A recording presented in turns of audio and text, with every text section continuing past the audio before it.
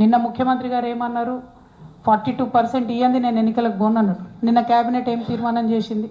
సర్పంచ్ ఎన్నికలు 42%తోని మేము పార్టీల వారీగా ఇచ్చుకొని పోతాం అంట. పార్టీల వారీగా బీసీలకు ఇవ్వడానికి అది బిచ్చం కాదు.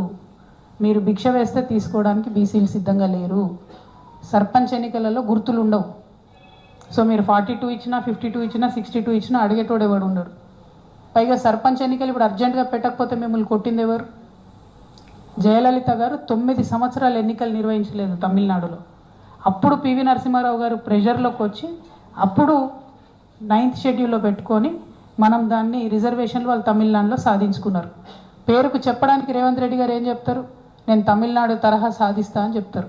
ఒక్క స్టెప్ తీసుకున్నారా మీరు తమిళనాడు వాళ్ళలాగా? కనీసం ఢిల్లీలో పోయి ఒకసారి మోడీ గారికి ఒక వినతి పత్రం ఇచ్చిరా మీరు? పోయినరు 2 సార్లు దొంగ దీక్షలు చేసి వచ్చేసిండ్రు కాంగ్రెస్ వాళ్ళు. ఉట్టిగా తమాషా కాడికి పోయినరు. రాహుల్ గాంధీ కూడా రాలే కనీసం ఆ మీటింగ్కి.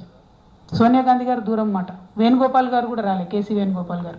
అంటే మీ దగ్గర ఉండే ముఖ్యమైన వ్యక్తులు రాకుండా వెళ్ళి బీసీల కోసం ఢిల్లీలో దొంగ దీక్షలు చేసి వచ్చి మళ్ళీ ఇప్పుడు పార్టీల పరంగా ఇస్తామని నిన్న క్యాబినెట్లో కాంగ్రెస్ పార్టీ తీర్మానం చేయడం అంటే 100కి 1000% రేవంత్ రెడ్డి గారు బీసీలను మోసం చేస్తూ ఉన్నారు. బీసీ ద్రోహిగా మిగిలిపోతారు మీరు. దయచేసి ఇది చేయకండి.